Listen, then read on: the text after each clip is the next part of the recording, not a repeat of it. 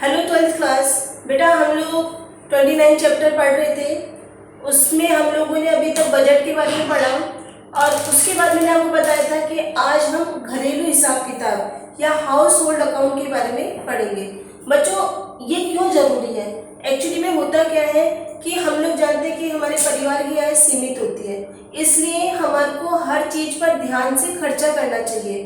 अगर हम ध्यान से खर्चा करते हैं तो हमारा बजट बिगड़ता नहीं है। और अगर ये सब चीज़ें अगर हम लोग लिख करके करते हैं तो उससे फ़ायदा ये होता है कि हमारे को आइडिया लगता रहता है कि हमारा बजट पूरे मंथ के अकॉर्डिंग चल रहा है या नहीं। अगर उसमें किसी भी तरह का फेरबदल हमको करना है, कोई भी हमारे को चेंज करना है तो हम कर सकते हैं। तो रिटर्न मेथड बहुत बढ़िया रहता है जिसके अकॉर्डिंग हम हमारे घर के अकाउंट को या घर के हिसाब को संभाल के रख सकते हैं।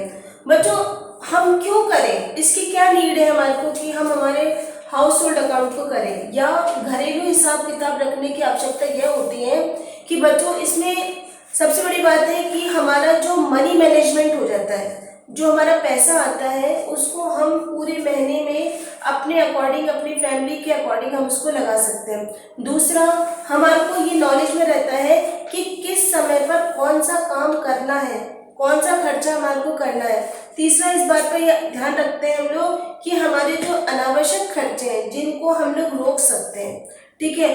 और हमारे को इस बात का भी ध्यान रखना चाहिए कि जो भी खर्चा हम करें वो सोच समझ करके करें। बच्चों इसमें हम लोग नीड पढ़ रहे हैं, इसमें हम लोगों को ध्यान रखना चाहिए कि जो हमारे फैमिली गोल है, बच्चों सबका एक फैमिली में गोल होता है कि हाँ हमारे बच्चों को अच्छा पढ़ाना है या हमको बाहर हायर स्टडीज़ के लिए जाना है, जो भी है वो हम बजट के अकॉर्डिंग हमारे कंट्रोल को पैसे को कंट्रोल में रख करके ही हम उस गोल को अचीव कर सकते हैं। बच्चों उसके बाद में हम लोग पढ़ेंगे रिक्वायरमेंट टाइप्स की, कितने टाइप्स के होते हैं। जो हाउस होल्ड अकाउंट है या घरेलू हिसाब किताब है वो कितने प्रकार का होता है। बच्चों उसमें फर्स्ट मेथड जो है वो है बच्चों, उसमें है कि प्रतिदिन का हिसाब। प्रतिदिन का हिसाब का मीन्स होता है बच्चों कि आप डेली अकाउंट जो होता है, हमारा डेली बुक अकाउंट जो रिकॉर्ड होता है, उसमें क्या होता है बच्चों, बाजार में हम लोगों ने देख रखा है कई तरह की डायरी आती है, कई लोग वो यूज करते हैं। इसमें जैसे कि आज हमारी तारीख है 17 तारीख, सॉरी आज 18 तारीख है। 18 तारीख का आपने क्या क्या खर्चा सुबह से लेकर रात तक हुआ, ये सब चीजें हम लोग नोट करते जाते हैं। सेकंड इसका मेथड होता है बच्चों, वो है वीकली बुक रिकॉर्ड या साप्ताहिक रिकॉर्ड रखना। बच्चों साप्ताहिक में क्या होता है कि हम लोगों ने, जैसे कि हम जानते हैं कि एक महीने में 4 सप्ताह होते हैं, तो फर्स्ट वीक में हमारे कितना खर्चा हुआ, मंडे ट्यूसडे वेडनेसडे पूरे सैटरडे तक का लगा करके कि हाँ हम लोगों ने कितना खर्चा करा। ऐसे करके 4 वीक के जो लास्ट में हम लोग खर्चा को जोड़ते हैं वो हम लोग उसके अकॉर्डिंग देख लेते हैं कि मंथली हम लोगों ने कितना पैसा खर्च करा और कितना हम लोगों ने बचाया। थर्ड इसका जो मेथड है वो है एनुअल बुक रिकॉर्ड या वार्षिक।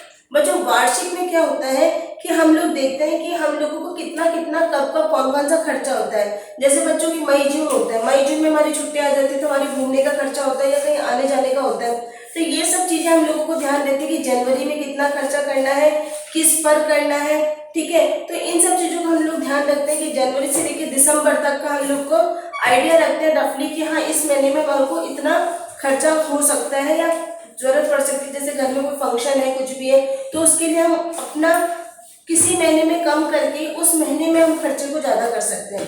बच्चों इसके बाद हम लोग पढ़ेंगे इसमें मेथड ऑफ रिकॉर्ड्स, मतलब हिसाब किताब रखने के कौन कौन से प्रकार होते हैं। बच्चों इसमें जो होता है सबसे पहले ये होता है कि हम लोग जो खर्चा कर रहे हैं उसमें सबसे पहले होता है बाजार का खर्च या मार्केट एक्सपेंडिचर।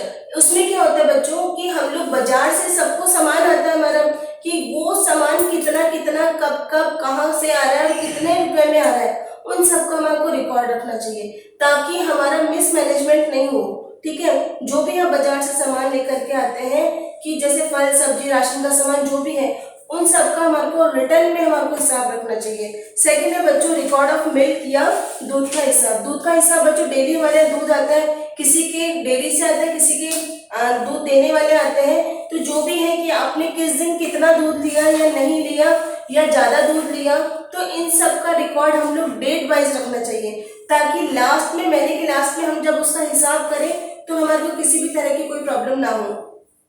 बच्चों इसमें थर्ड है धोबी का हिसाब। बच्चों धोबी का जो होता है, लॉन्ड्री मैन का जो हम लोग रिकॉर्ड रखते हैं, उसमें भी यही होता है कि आप किस दिन कितनी तारीख को कितने कपड़े दे रहे हैं। ठीक है, आप लोग आयरन के लिए दे रहे हैं या आप लोगों को वॉश करवाना है, ड्राई क्लीन करवाना है, जो भी है उसका हमारे को रिकॉर्ड रखना चाहिए, ताकि हम जो महीने के लास्ट में हमारे को किसी भी बिना किसी प्रॉब्लम के उसका हिसाब कर सके। बच्चों इसके बाद में फोर्थ जो आता है वो होता है संपत्ति का हिसाब या संपत्ति प्रॉपर्टी रिकॉर्ड। प्रॉपर्टी रिकॉर्ड में ये होता है कि जैसे कि हमारे मकान का, हम लोग जैसे अपने पर्सनल मकान में रह रहे हैं तो हमारे को मालूम है कि भाई बिल आते हैं हमारे, तो उनको जमा कराना जरूरी है। या फिर अगर हमारा कोई किस्त चल रही है किसी भी, जैसे आपने कोई स्कूटर खरीदा या कोई कार खरीदी या कोई नया प्रॉपर्टी ली, तो उसका भी हमारे को ध्यान रखना चाहिए कि कितना पैसा हमको पर मंथ वहां पर उसको देना है। बच्चों कई बार लोन वगैरह भी ले लिया जाता है, तो उसको चुकाने का भी हमारे को ध्यान रखना चाहिए।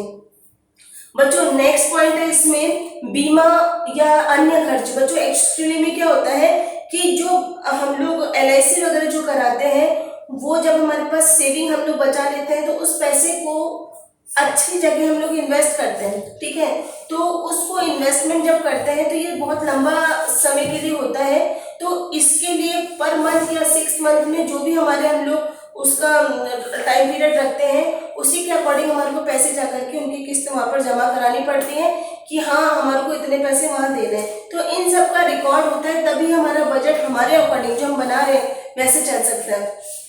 अब बच्चों नेक्स्ट लास्ट पॉइंट जो है चैप्टर का वो है मेथड ऑफ रिकॉर्ड्स, या फिर इसको कह सकते हैं हिसाब किताब बनाने की विधियां। ये तो हमने कर ली कि किस किस का हिसाब किया जाता है, लेकिन ये भी तो है कि मेथड क्या क्या होना चाहिए। बच्चों इसमें जो फर्स्ट पॉइंट है वो है पेज मेथड। पेज मेथड जिसको हम लोग पृष्ठ लेखन विधि भी कहते हैं। बच्चों इसमें क्या होता है कि जो भी खर्चा होता है, जैसे आप लोग अगर पुराने किसी घर में जाके देखें या कुछ भी, तो वहाँ पे क्या होता है, एक पेपर मतलब तार टांग देते हैं, जो भी किसी का खर्चा होता है वो उसमें जाकर के लगा देता है। तो उसमें क्या होता है, एक पेपर लगा दिया जाता है, उसके ऊपर पर मंथ जो हमारा खर्चा, पर डे जो हमारा खर्चा हो रहा है वो हम लोग शुरू से लेकर रात तक का लिख देते हैं। ये होता है पेज मेथड। बच्चों उसके बाद सेकंड है लिफाफा विधि या एनवेलप मेथड। इसमें क्या होता है कि हमको मालूम है कि जैसे हमारे घर में राशन आएगा या फिर हमारे को बच्चों की एजुकेशन का है जो भी है, तो उसमें एक एनवेलप बना लेते हैं। उस एनवेलप में हम लोग उसी के अकॉर्डिंग कि हमारे को मालूम है कि भाई हमारे 10,000 रुपये या 5,000 जो जितना भी हमारा खर्चा होगा उसके लिए, जिस आइटम पर, उसके लिए उसके अंदर रख दिया जाता है। सबको पता होता है घर में जो भी व्यक्ति उसमें से निकालता है वो उस पर लिख देता है कि हाँ मैंने इसके लिए, इस चीज के लिए इतना पैसा निकाल लिया। तो उसका हिसाब रहता है कि इस चीज पर हमारे खर्चा ज्यादा हुआ, बच गए, या हमारे को एक्स्ट्रा उसमें डालने पड़े। तो ये भी एक मेथड होता है बच्चों। इसके बाद में थर्ड है नोटबुक मेथड। बच्चों नोटबुक मेथड जो होता है वो डायरीज जो आती है वो उसमें होता है कि आप डेट अकॉर्डिंग सुबह से लेकर रात तक कि आपने किस किस को पैसा दिया या किसी से पैसा लिया, जो भी आपने सामान घर में आया, जहां जहां हम लोगों ने पैसा खर्च करा, तो कितना खरीदा, क्या लाए, ये सब चीजें उसके अंदर भर ली जाती है। बच्चों इसका लास्ट मेथड है कार्ड भरना। कार्ड भरने में क्या होता है बच्चों, कार्ड फिलिंग मेथड में ये होता है कि इसके अंदर प्रत्येक व्यक्ति को अलग अलग लिफाफा दे दिया जाता है, या अलग अलग खर्च करने के लिए सब व्यक्ति को दे देते हैं कि भाई आपके पास इस चीज का खर्चा है, जैसे कि राशन का खर्चा आपके पास है, दूसरे का बच्चे को किसी और चीज का खर्चा दे दिया। तो वो सब मिलाकर के सभी सदस्य अपना अपना कार्ड भरते हैं कि मैंने इतना इतने खर्चा यहाँ पर ऐसे करा, तो लास्ट में उसका भी आकलन कर लिया जाता है। तो बच्चों यहाँ पर हमारा चैप्टर 29 कंप्लीट हो रहा है। इसके नोट्स मैं आपको सेंड कर दूंगी, लेकिन अगर इसमें पढ़ने में कोई भी प्रॉब्लम है तो आप लोग प्लीज मुझसे पूछ लीजिएगा। Thank you.